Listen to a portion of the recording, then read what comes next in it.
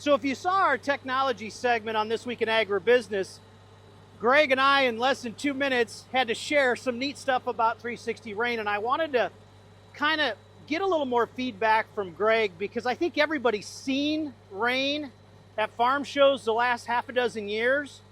Well, now you got the production model. Greg, you said you got 120 of these running around the world. Obviously, you're going to have a ton more next year. You can run it all from your phone. It works in different crops. Talk about that a little bit more. Yeah, I think, we had to get to the point where it become, no matter what crop you and I plant. Obviously, we're running on soybeans and corn, and we're running now on onions, and so we're running a wide range of crops. But as you watch this machine behind me, it just literally thinks for itself. So we're standing right here in the center of this 101-acre cornfield, and it's now turning. So it runs on a center, what we call the backbone. So it's already done everything to the east side of me. Now it's thinking for itself. It's going to come and turn, and it's going to run west. And so we're carrying, 3,000 feet of hose?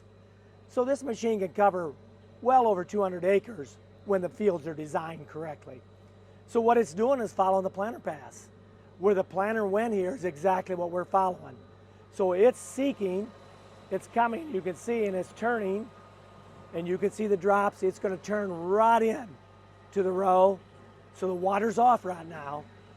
We're not watering in the backbone until we get to the far end of the field.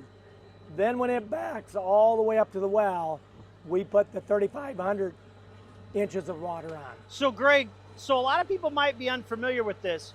When it makes its first pass down through the field, it's only applying on the large boom, not in the middle. So we're not muddying up the hose. We're not tracking up your field. And one thing a lot of people might not know, you can tell by this corn, which by the way, Greg, you'll have to tell Aaron, good job. This corn looks amazing, but you've had this running since V4, V5 all the time. Right, that is correct. So as it gets in here, these 7 drops on the outside are going to start running.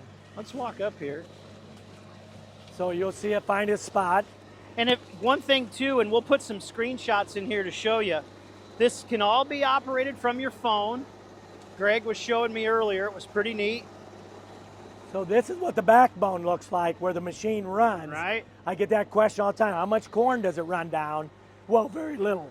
Very little. There is definitely a path here, but you're going to see the nozzles turn on here. The machine will hesitate. The well will start, and as soon as it senses pressure, it'll go.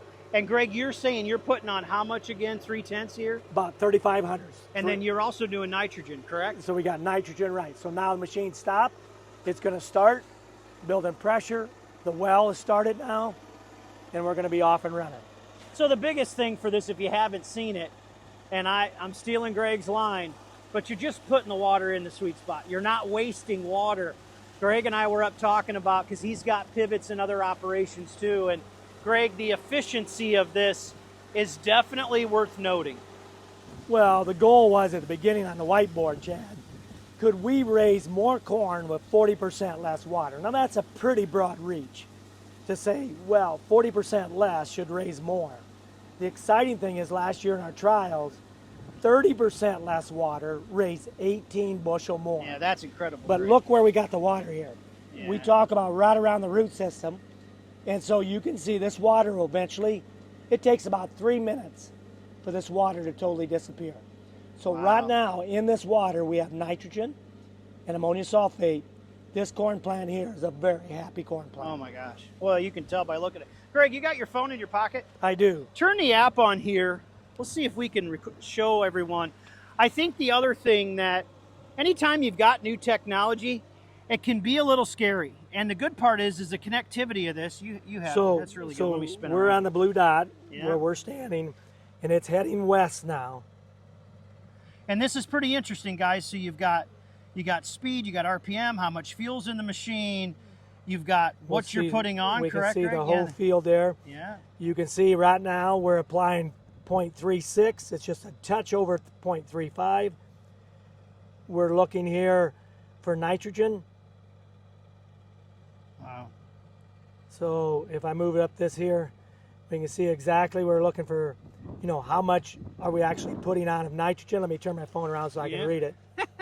You can't read upside down, So, Greg? Come on. My goal is to put on 14 gallon to the acre, and right now it's running about 15, 14.4, 13, so it averages right at 14. And talk about the well that you have supplying these. What are So the now well requirements? the well's a lot less. I wanted 250 gallon a minute Yeah. on the well. We actually ended up with a really good well. He's got it right at 300 Wow. gallon per minute, but it's only an 8-inch casing. It's basically a residential well. Wow. So a 30 horsepower motor in that well builds more than enough pressure. If you look here at my pressure, it should tell exactly what our well pressure is at any given moment. And I got it at 132, 130 PSI. That's what it takes to get through the 3,000 Yeah, feet of right. 3-inch hose. So let's back up a second. If you're watching this video and you're thinking this is interesting, give the elevator speech about how many acres one machine can do, you know, some of the basics that when guys start thinking about, hey, listen, maybe instead of upgrading our 4-year-old combine, Greg, maybe we ought to try something different to go find us 50 bushel a different way to get to mom's new kitchen cabinets. Come on, Greg, that's always the truth, right? It is. It's important. It's important. There you go. That's but right. the truth is there is some limitations, and you and I were talking about that. What does one machine really cover with 3,000 feet of hose and so forth? Right. Well, the reason we got 3,000 feet of hose, we're working a 30-inch row. Right. So that reel that you see there is 26 inches wide. Yeah.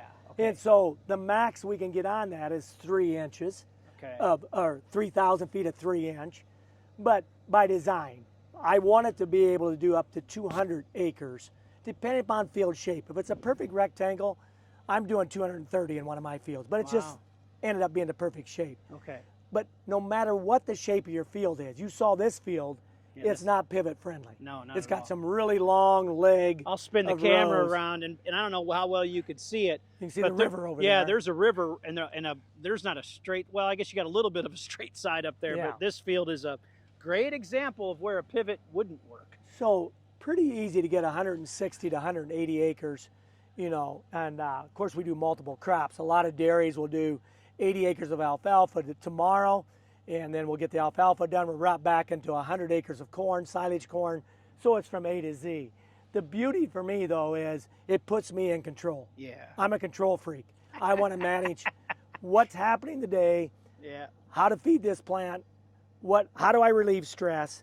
You know, as you look down here, you know, this is a happy corn plant. Oh my gosh. This corn has not rolled in here No. since we started, even of 7 90-degree days. I think the hottest day so far has been 97. So we can manage all the variables. I can change the speed. If you say, well, Greg, I want to give a 1/2 inch or 3/4 of an inch, Right. I wouldn't do that personally because water starts to run Move. Yeah. as the hillsides. Yeah. So the 3/10 to 3500s, the 4/10 is kind of the sweet spot for So us. the other big thing you and I were talking earlier is livestock producers are in love Oh. with rain because of manure management and all the new regulations and all the stuff around that. So we got 2 clients. We got the Yeah. organic farmer that's got the hog building, Yeah. and he's able to put the pump right down in the manure, and we mix water and manure, and we put 4 applications of hog manure on right at the base of the plant Right. in an organic cornfield. Wow. Last year, that gentleman had 270 bushel corn, and at the price he was selling, I was jealous. I was happy for him. The other client is commercial corn, Right. but he has a lot of lagoons and a lot of dairy pits, and he's got to manage manure. I myself use a drag line for hog buildings in our dairy, and it's expensive. Yeah. And if we can put it on in the growing crop, to me, environmentally, that is the sweet spot. Well, and less compaction, and there's a Less whole compaction, Greg, there's a but whole laundry list. Utilizing that nitrogen and that manure when we're growing the crop, to me, is the golden ticket. Wow. That's what we're looking at. So, So we introduce it at the well site. yeah. We put the manure in the water stream. And of course, we're looking at the future. Right now, we're introducing cover crop seeds in the water stream, and it looks like it's progressing very well. So look at the future, Greg.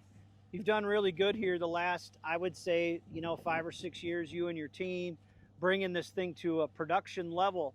If you and I are standing back in this field, and it's very possible we will be 4 or 5 years from now, what are you thinking? Some remote sensing maybe on? Oh, Some real, definitely. Yeah, what else are you Well, thinking? this machine's going to be a plant butler. Whatever this Right. corn plant wants, it's going to deliver today.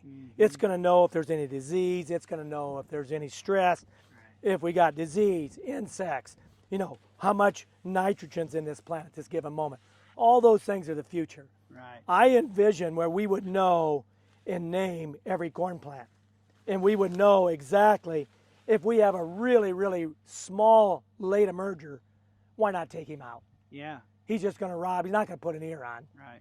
Once they're one, you know, we get one collar behind, he just becomes a weed. Well, it was like So- you and I were talking. I think part of it is you know, you and I were talking about the price of land. And when you start talking about land prices in the teens or in the 20s, thousands of dollars, of course, Right. it makes a lot of sense to, in a lot of cases, to not buy that farm and take the farm ground you have and let's find the extra 50 bushel. It's not about farming more acres. It's about doing what? Taking care of what you got a little That's better, right. Greg? So let's invest $1,200 an acre Yeah. for the future, and for the next 10 to 30 years, we just continue to take this farm higher and higher in production, you know. So And I want to so- go. I want to go down one other path with you because there was a little fun with it. You were talking about a bunch of the startups.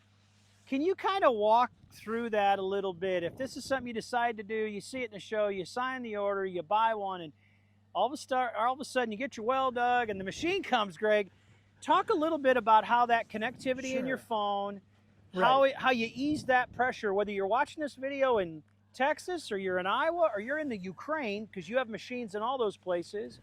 Talk about how your team is able to assist the grower. You mentioned it's got cameras, Right. but talk a little bit about that because I don't think a lot of people know that. Well, the first thing you're going to do, it comes with everything you need. It comes with all the electrical boxes, all the base station, the planter tower that has the GPS RTK receivers on it. So it starts centering that tower on the planter. And as you plant this field, just like we did, now we've created a path exactly where the rain unit's going to run. And so we then, as 360, generate that completed path to you. We upload it onto the cloud. The machine pulls it down immediately, and you're off to the races. But we like to have about an hour with you on startup just to massage all the values. We're talking about how we manage the hose, you know, how the reel is stacking the hose on, you know, is the machine dead nuts in the center, all those values of how fast the steering's moving, all that we can control. After we spend about an hour and a half with you, it just runs. You know, the thing I find really interesting, Greg, and you certainly appreciate this, is technology like this is truly amazing. But in all honesty, it wasn't really practical 5 years ago because we didn't have things like Starlink. So if you're in the middle of nowhere and you don't have internet, then you're going to have some challenges with 360 rain. That's not the case today.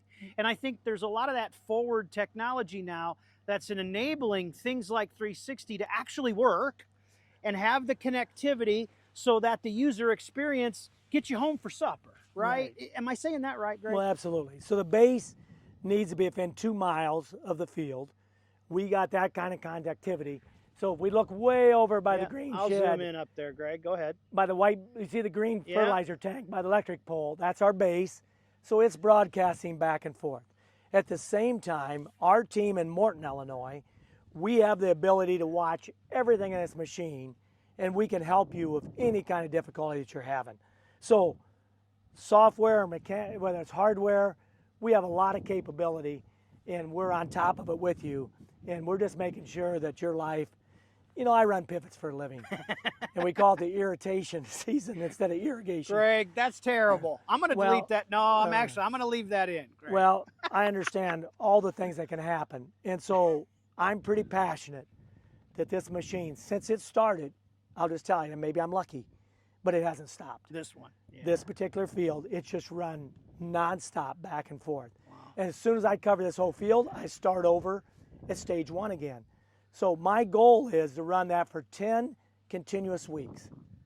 And so we're going to add about, almost 5 inches of water through the growing season. Now, we'll shut off if the good Lord blesses of a rain. And you and I better hope it rains some. Yeah, that's right. You know, we definitely need across the Corn Belt some good rains. So as you watch it here, though, this is how simple it gets. It totally thinks for itself, and it just keeps moving its way across the field. Wow.